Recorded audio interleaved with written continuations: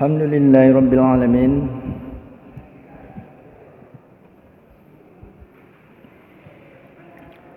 Wabihi nasta'in ala umurud dunya waddin.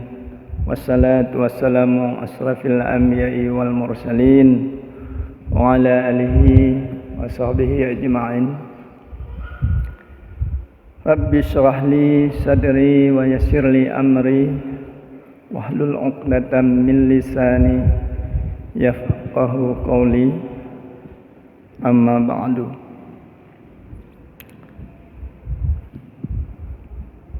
Teman-teman, marilah sama-sama kita memanjatkan puji dan syukur kepada Allah Subhanahu wa taala yang telah memberikan segalanya pada kita, mulai dari umur panjang, kesehatan, dan kesempatan, sehingga dalam bulan suci Ramadan ini kita masih dapat melaksanakan ibadah puasa dengan sehat walafiat. Selawat beriring salam kita kirimkan kepada baginda Rasulullah sallallahu alaihi wasallam sebagai seorang pimpinan di muka bumi ini yang telah membina karakter umat manusia yang sekarang ini terbukti luar biasanya akhlak manusia. Bapak Ibu hadirin sidang jamaah zuhur yang dirahmati Allah, tidak terasa kita sudah sampai pada penghujung bulan Ramadan. Mudah-mudahan di akhir Ramadan nanti kita dijadikan golongan manusia yang bertakwa kepada Allah Subhanahu wa taala. Amin ya rabbal alamin. Hadirin sidang jamaah zuhur yang dirahmati Allah, pada siang yang berbahagia ini saya mencoba ingin menyampaikan bukan pengetahuan. Saya tidak berani mengatakan inilah pengetahuan karena tidak bermaksud untuk memberikan pengetahuan kepada guru-guru kami di sini. Ingin menyampaikan beberapa referensi yang pernah saya baca dan saya coba sampaikan di sini. Mudah-mudahan referensi ini menjadi bahan pertimbangan untuk keberlangsungan karakter kita di perguruan tinggi ini. Hal yang ingin kami sampaikan adalah, katakan saja barangkali ini adalah judul ceramah pada siang yang berbahagia ini, berkaitan dengan pembangunan karakter di perguruan tinggi. Banyak orang telah mendefinisikan karakter dengan kalimat, dengan kata yang berbeda. Namun pada hakikatnya kalau kita baca itu semua, pada prinsipnya memiliki makna dan maksud yang sama.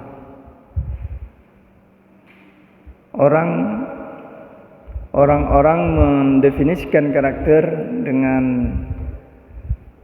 kemampuan berpikirnya dan kemudian mencoba memaknai dalam kehidupan sehari-hari.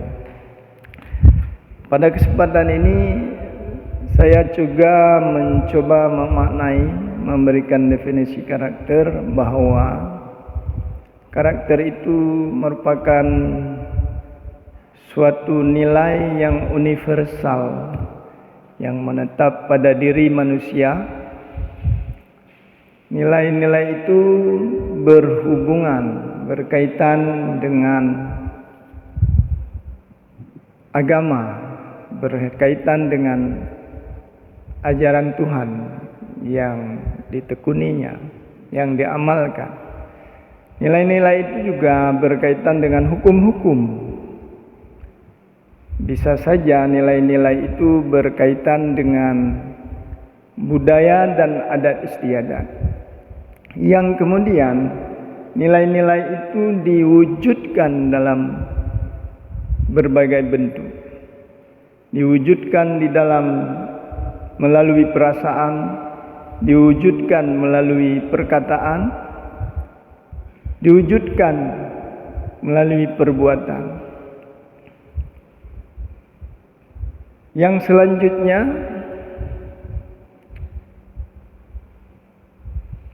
karakter itu akan diimplementasikan, digunakan oleh manusia di dalam aktivitas sehari-hari, baik itu dalam beraktivitas dengan Allah Subhanahu wa taala, yang berkaitan dengan hubungan dengan Allah Subhanahu wa taala, atau yang berhubungan sesama manusia, juga yang berkaitan kepada dirinya sendiri, bahkan kepada lingkungannya. Jadi nilai-nilai yang dikaitkan dengan agama, dikaitkan dengan hukum-hukum yang ada, dikaitkan dengan norma-norma, dikaitkan dengan budaya adat istiadat, kemudian kita implementasikan dalam kehidupan sehari-hari. Ini menurut saya yang bisa saya definisikan dengan karakter. Namun kalau kita baca berbagai referensi, itu juga memiliki maksud dan makna yang sama. Kaum muslimin sidang jamaah zuhur yang dirahmati Allah, ada kampus, ketika kita masuk ke kampus itu, di depan pintu gerbang itu kita pernah mendapatkan satu tulisan yang sudah diukir begitu indah, dibuat dalam ukuran besar. Kalau malam itu bercahaya, dipasang lampu. Kalau siang, ya tulisan itu berkilat-kilat begitu kira-kira. Jadi dihadapkan kepada orang-orang yang memasuki pintu gerbang, di mana siapa saja yang masuk ke kampus itu, tidak mungkin orang tidak membaca kata-kata yang dituliskan itu. Kata-kata yang dituliskan adalah karakter building university. Jadi kalau kita maknai atau saya memaknai, ini adalah kampus yang membangun karakter, universitas pembangunan karakter. Jadi tulisan itu, siapa saja yang masuk ke kampus akan terbaca, memang dihadapkan ke hadapan tamu-tamu yang datang. Lalu siapa saja yang datang mungkin bisa membayangkan terhadap tulisan yang dibaca. Ini kampus, kalau kita masuk pasti kita akan menemukan dosen-dosen yang penuh dengan akhlak mulia. Karena dalam pandangan Islam, karakter itu juga diidentikan dengan akhlak.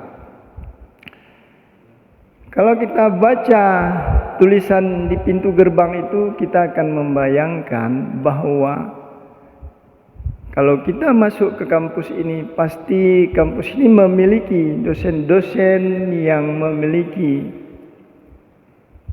tata krama yang baik, dosen-dosen yang sopan santun di dalam berbahasa, dosen yang tidak sombong dengan keilmuan yang dimilikinya. Karena ilmu yang kita miliki, kita tahu bahwa dalam satu ayat dikatakan bahwa ilmu manusia itu bagaikan setetes air di lautan. Jika dibandingkan dengan kepintaran Tuhan, begitulah kira-kira. Jadi tidak patut kita untuk bersombong dengan ilmu-ilmu yang kita miliki. Hadirin sidang jamaah zuhur yang berbahagia, kalau kita baca tulisan di pintu gerbang kampus itu, kita membayangkan bahwa kampus ini di dalamnya memiliki tenaga kependidikan yang disiplin, tenaga kependidikan yang mampu melayani orang lain dengan bahasa dan tata krama yang baik, memiliki tenaga kependidikan yang jujur, tenaga kependidikan yang baik hati melayani orang lain. Dia merasa puas dalam bekerja apabila sudah melayani orang dan orang itu yang dilayani itu sudah merasa puas, barulah dia merasa puas di dalam bekerja. Kita membayangkan kampus tadi yang tulisannya yang dipampang di pintu gerbang tadi, maka kita bisa membayangkan juga pasti memiliki mahasiswa-mahasiswa yang santun, mahasiswa-mahasiswa yang menghargai teman sejawat, menghargai dosen. Jadi kalau mahasiswa yang punya budi pekerti yang baik, kalau perlu sama dosen itu biasanya di WA-nya isinya Assalamualaikum warahmatullahi wabarakatuh Ustadz, saya Sipolan bermaksud ingin membimbing skripsi dan sebagainya. Apakah Ustadz hari ini punya kesempatan? Jadi Ustadz atau dosen pun akan membalas WA tersebut, Waalaikumsalam warahmatullahi wabarakatuh. Walau WA-nya tadi misalnya hanya Assalamualaikum, tapi dijawab dengan jawaban dengan salam yang lengkap. Artinya memiliki suatu tata kesopanan di dalam berkomunikasi, baik antara mahasiswa dengan dosen, antara mahasiswa dengan mahasiswa, atau antara dosen dengan dosen. Hadirin sidang jamaah zuhur yang dirahmati Allah, ada kampus, kita misalkan ada kampus yang di pintu gerbang dituliskan karakter bolding university. Tapi kalau kita sudah masuk ke dalam kampus itu, malah kita temui yang sebaliknya. Kita temui dosen-dosen suka mencari kelemahan orang lain. Kita juga tidak jarang menjumpai dosen-dosen yang menceritakan keburukan orang lain. Kita duduk di mana-mana, kita tidak mendapatkan satu tata kesopanan di dalam pergaulan, sehingga kita merasakan bahwa karakter yang ada di dalam kampus ini tidak seperti yang ditulis di pintu gerbang. Mahasiswa kalau WA dosennya itu, "Pak, Bapak di mana? Saya mau bimbingan." Dosennya pun akan menjawab, "Siap."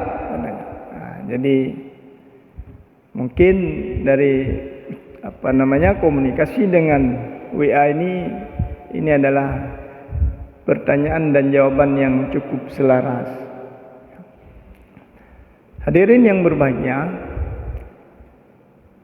kalau kampus yang seperti ini kita masuk di dalamnya tidak sesuai dengan apa yang ditulis di pintu gerbang adalah sebagai universitas pembangunan karakter, maka saya kira kampus ini adalah kampus yang dijuluki dengan kampus cakap tak serupa bikin, ya. Berkata tidak sesuai dengan perbuatan. Lalu jadi pertanyaan besar sekarang, siapa yang paling bertanggung jawab untuk pembentukan karakter di perguruan tinggi? Saya membaca sebuah buku pengembangan karakter di lembaga pendidikan yang ditulis oleh seorang guru besar. Di sana saya dapatkan bahwa orang yang paling bertanggung jawab untuk pembentukan karakter di perguruan tinggi itu adalah pimpinan. Ya. Jadi pimpinan di perguruan tinggi bukan hanya yang kita maksud dengan rektor atau wakil rektor. Nah, pimpinan di perguruan tinggi kalau kita melihat itu ada 3 kategori. Mulai dari top leader atau top manager, kemudian middle manager, dan yang terakhir, yang paling awal itu first line manager. Jadi manajer lini paling bawah. Pimpinan di perguruan tinggi mulai dari rektor sampai kepada ketua program studi. Sekarang rupanya semua kita sebagai pimpinan di perguruan tinggi ini bertanggung jawab untuk membentuk karakter orang-orang yang ada di sekeliling kita. Kalau kita membaca satu ayat Al-Quran dalam surat Al-Ahzab ayat 21, Bismillahirrahmanirrahim. Laqad kana lakum fi Rasulillahi uswatun hasanah liman kana yarjullah wal yawmal akhir wa zakarallaha katsira. Ayat ini mengartikan bahwa sesungguhnya telah ada pada diri Rasulullah sallallahu alaihi wasallam itu suri tauladan yang baik bagimu yang mengharapkan rahmat Allah dan yang mengharapkan kedatangannya hari kiamat, dan dia banyak menyebut nama Allah. Hadirin yang berbahagia, Rasulullah itu adalah seorang pimpinan umat manusia, di mana Rasul telah berhasil mendidik karakter umat manusia. Nah, sekarang Rasul sudah wafat. Siapa yang menjadi perpanjangan tangan Rasul? Maka yang menjadi perpanjangan Rasul untuk membina akhlak orang-orang yang ada di sekeliling kita adalah pimpinan. Ketua program studi memiliki dosen, memiliki bawahannya memiliki orang-orang yang ada di sekitarnya. Maka mulai dari ketua program studi sampai ke pimpinan tingkat atas memiliki tanggung jawab untuk membina karakter di perguruan tinggi.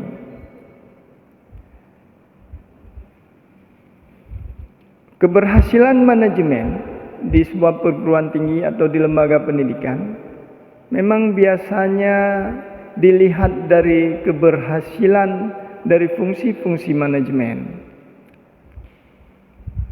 Artinya kita sudah mampu membuat orang-orang di sekitar kita berhasil dalam mencapai tujuan yang diharapkan, itu sudah berhasil.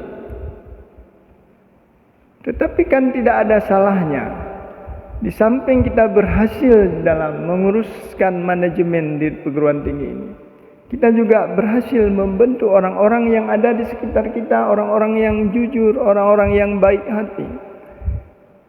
Ketua program studi memiliki dosen-dosen yang memiliki akhlak mulia, berkomunikasi secara sehat, bisa bekerja dengan tekun dan sebagainya. Jadi barangkali saya hanya menjelaskan pada kepemimpinan tingkat ketua program studi.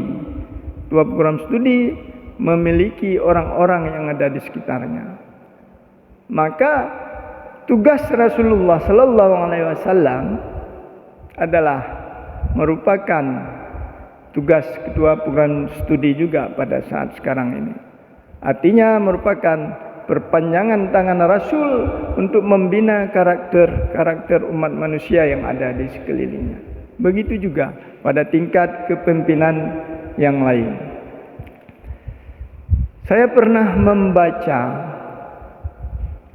satu kalimat di dalam sebuah buku pembentukan karakter. Di sana dituliskan, pimpinan yang bijak adalah pimpinan yang tidak memerintahkan orang lain untuk bekerja, tetapi dia akan bekerja sebaik-baiknya sehingga orang lain mau bekerja karena melihat pekerjaannya. Artinya kalimat ini memberikan makna kepada kita semua bahwa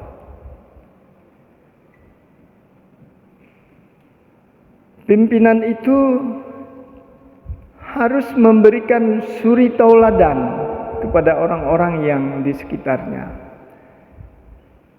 Kalau mau kita menginginkan dosen-dosen kita sebagai dosen prodi yang jujur, maka kita sebagai pimpinan tidak menyuruh mereka jujur, tapi kita berupaya mencontohkan kejujuran dalam kehidupan sehari-hari, sehingga orang-orang jujur juga karena melihat pimpinannya yang jujur. Kaum muslimin sidang jamaah zuhur yang berbahagia, apakah karakter itu penting untuk dipikirkan, dibentuk di perguruan tinggi? Ini menjadi suatu pertanyaan besar. Sebelum itu terjawab, saya punya kalimat yang ingin saya sampaikan adalah, yang pertama, ketika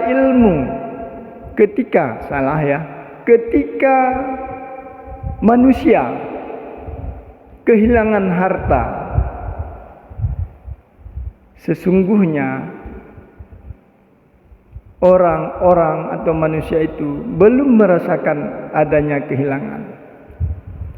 Bapak Ibu, kalau kita melihat ada orang yang hilang sepeda motor, gadah paun di rumah, itu ada orang yang akan menangis meraung-raung, gugule-gule batano, hoku jaklum, kamatilu. itu gara-gara kehilangan harta. Hilangnya emas paun, bahasa Aceh. Hilang sepeda motor, hilang sesuatu yang berharga. Boleh-boleh saja ya, kita menangis besar-besar, tetapi pada prinsipnya kehilangan harta itu belumlah dapat dipandang, dapat dirasakan sesuatu yang sudah hilang. Yang kedua, apabila orang-orang hilangnya kesehatan, ketika kesehatan menghilang, barulah orang merasakan ada sesuatu yang hilang pada dirinya. Kalau dulu ada undangan, mulai dari kepala kambing kita bisa makan sampai ekor kambing. Tetapi ketika kita sudah tidak sehat, kita tidak bisa makan makanan yang lezat seperti yang sebelum kita sakit. Ya, sebelum kita sakit, kita tidak ada pantangan. Setelah sakit, kita tidak bisa lagi. Bahkan ada orang-orang yang sakit merindukan kesehatannya kembali. Orang yang sakit pergi berobat ke negara lain, ke Penang, Malaysia. Semua harta dihabiskan supaya kesehatan bisa dia peroleh kembali. Nah, inilah yang dimaksud bahwa ketika kesehatan mulai menghilang, maka orang merasakan ada sesuatu yang hilang. Yang ketiga, apabila karakter sudah hilang, maka percayalah kaum muslimin yang berbahagia, sesungguhnya semuanya sudah menghilang. Tidak ada gunanya kita banyak harta, tidak ada gunanya kita berbadan sehat. Kalau anak kita tengah malam pulang bermabuk-mabukan, kalau anak kita pulang hanya kerjanya memaki-maki ibunya, memaki-maki orang tuanya, tidak sopan dan melakukan sikap-sikap yang membuat kita berpenyakit. Ternyata kalau kita lihat fenomena yang kita rasakan sekarang, bahkan karakter itu bisa menghancurkan harta dan bisa menghancurkan kesehatan yang kita miliki. Oleh karenanya Bapak Ibu yang berbahagia, maka dapat kita simpulkan bahwa karakter adalah lebih berharga dari harta dan lebih berharga dari kesehatan. Bahkan karakter lebih berharga segala-galanya yang kita miliki. Bapak Ibu yang dirahmati Allah Subhanahu wa taala, ada suatu hasil penelitian yang barangkali ingin saya sampaikan di sini. Hasil penelitian ini dikemas oleh seorang dosen, dikemas dalam satu artikel yang kemudian dipublish pada satu jurnal mukaddimah. Hasil penelitian diuraikan ada 5 pondasi pembangunan karakter bagi manusia. Temuan yang pertama adalah keimanan. Temuan pertama adalah keimanan.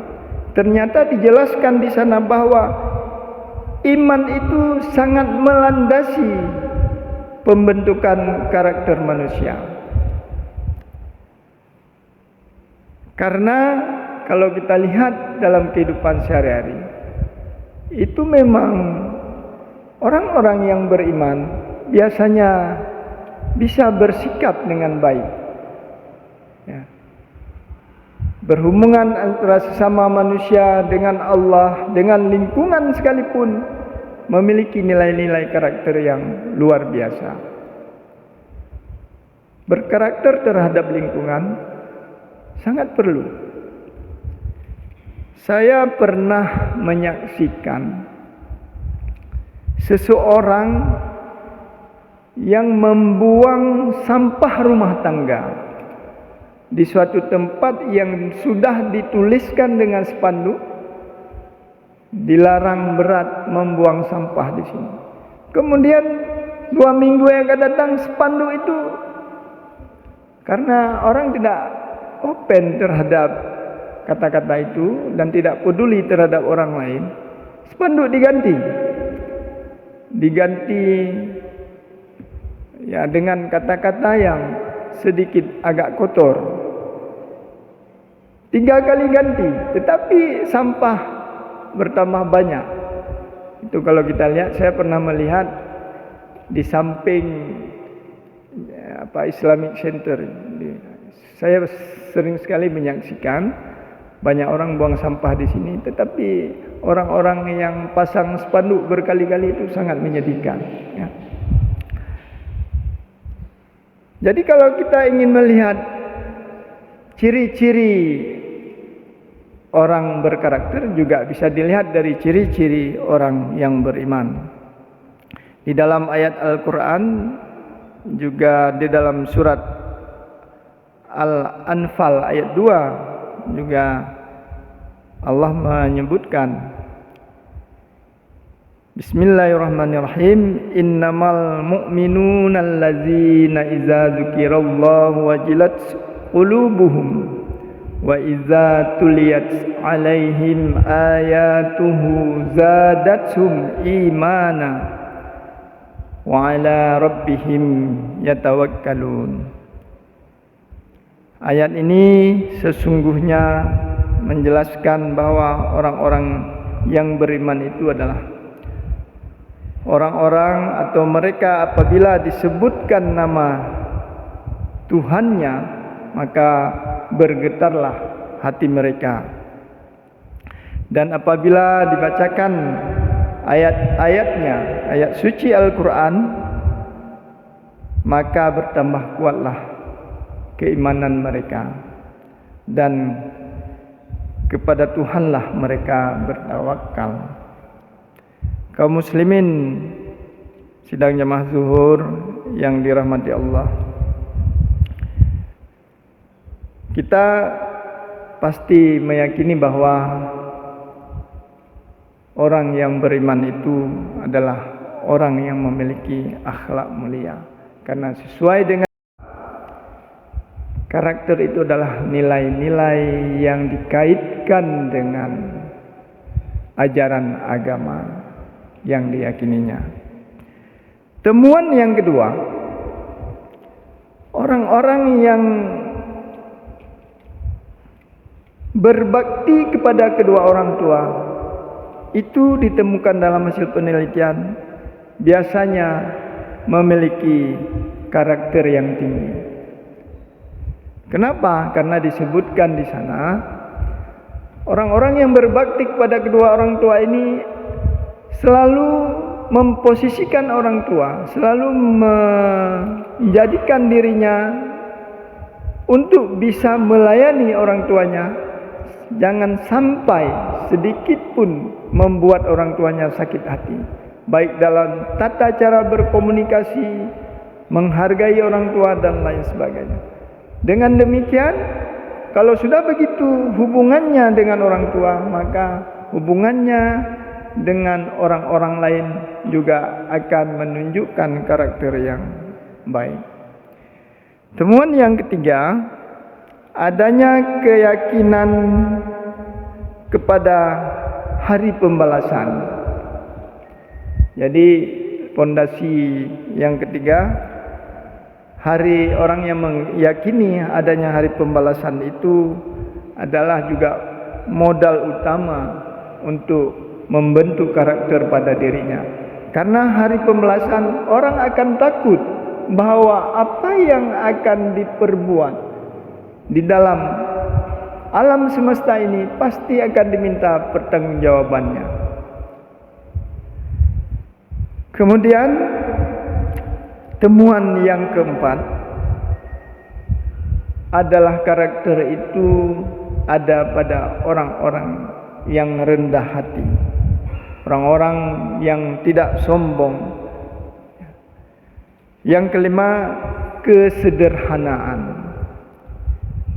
Kesederhanaan itu akan kita jumpai pada orang-orang yang biasanya orang-orang yang memiliki kelebihan harta dan lain-lain sebagainya. Jadi kalau orang yang tak punya sederhana itu sebenarnya bukan sederhana, memang itu penampilan ketidakadaannya. Tidak punya apa-apa ya sederhana. Tapi orang sederhana itu ya orang-orang yang serba punya harta banyak ya, dan sebagainya, tapi dia bisa berpenampilan dengan penampilan yang sederhana. Biasanya orang yang seperti ini ya, orang yang seperti ini sangat disenangi oleh rekan-rekan sahabat yang ada di sekelilingnya. Bapak Ibu yang berbahagia, pengembangan dan pembentukan karakter di perguruan tinggi, walaupun ini merupakan suatu persoalan yang tidak sering dibahas, ini menjadi penting sebenarnya. Sekarang kita bisa melihat ada kampus yang memiliki nilai akreditasi A atau unggul. Kemudian ada prodi program studi yang memiliki nilai akreditasinya unggul. Apakah Bapak Ibu bisa menjamin mahasiswa dari prodi A dengan perguruan tinggi A memiliki akhlak mulia? Nah, ini tidak tersentuh di Ban PT sekarang, tidak tersentuh. Mereka tidak melihat itu. Ya. Jadi tidak ada suatu momen penilaian yang bisa memberi pengaruh bahwa selain dari keilmuan yang dia peroleh dengan kualitas tinggi, tetapi dia bisa menunjukkan karakter akhlak juga tinggi.